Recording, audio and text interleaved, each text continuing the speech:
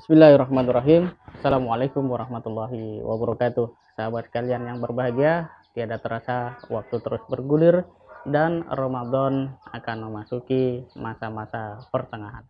Semoga Allah Subhanahu wa taala senantiasa memberikan kekuatan kepada kita untuk terus mengisi hari demi hari di dalam Ramadan ini dengan beragam kebaikan, amal soleh, dan tentu saja kemaslahatan bagi kehidupan sesama.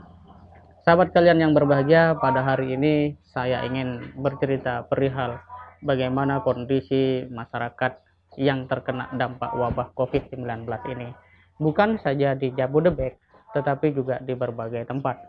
Hari ini saya mendapatkan informasi dan menuliskan perihal seorang ibu yang 2 hari tidak bisa makan dan akhirnya karena tangisan sang anak dia harus memberanikan diri melangkah datang ke kantor-kantor BMH, ya maksud saya ke kantor BMH, dan menyampaikan apa yang dialaminya dengan derai air mata. Pada saat yang sama di sebuah tempat di Sulawesi Barat yang juga sempat viral di media sosial, 10 kepala keluarga itu juga mengalami situasi yang sangat sulit. Kehidupannya dalam 2 hari terakhir harus diisi dengan mengkonsumsi singkong atau ubi kayu, kata mereka.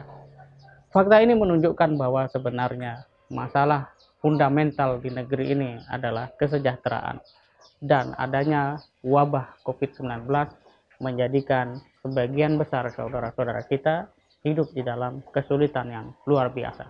Kita sendiri mungkin tidak pernah membayangkan bagaimana jika berada dalam situasi antara bisa makan dengan tidak. Alhamdulillah itu tidak menimpa kita. Tetapi pada saat yang sama, dari sini kita bisa menghidupkan nalar empati kita, nalar sosial kita.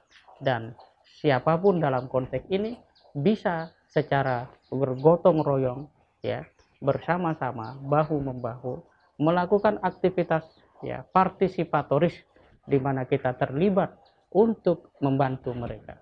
Mungkin kita kalau harus datang ke daerah tersebut butuh biaya, dan hari ini di lockdown di mana penerbangan ditutup untuk penerbangan sipil, maka kita tetap bisa membantu mereka melalui lembaga-lembaga zakat yang terus ya mengkampanye, mengedukasi kita semua perihal pentingnya bersedekah, berbagi, dan peduli. Situasi ini menunjukkan kepada kita bahwa sebenarnya konteks kehidupan kita tidak bisa lepas dari yang namanya agama. Kalau kita mendengar misalnya di Amerika, di Eropa, orang menyumbang, ya satu orang menyumbang sampai miliaran rupiah untuk sebuah aksi kemanusiaan misalnya, itu tidaklah hal yang luar biasa karena dia menyumbang karena ada aspek yaitu materialisme yang berlebih atau dia memiliki kekayaan yang lebih dari yang lain. Tetapi di dalam Islam, lagi-lagi kita siapapun itu punya kekayaan berapapun bisa membantu sesama, terlibat di sana. Dan disinilah nilai kemanusiaan kita menjadi jauh lebih unggul dibanding dengan orang-orang yang tidak menjadikan agama sebagai basis nilai di dalam kehidupannya. Dan sangat menarik ketika kita bersedekah, ya katakan hanya sebiji bahkan setengah kurma, itu akan Allah berikan balasan terbaik di akhirat nanti. Dengan demikian maka sesungguhnya Indonesia adalah sebuah bangsa, adalah sebuah negara yang dia tidak mungkin tegak berdiri kuat kokoh berpengaruh kecuali dengan menegakkan nilai-nilai agama. Dan di bulan Ramadan hal itu semakin harus diasah. Di samping pada sisi lain juga semakin banyak realitas yang menyayat hati kemanusiaan kita.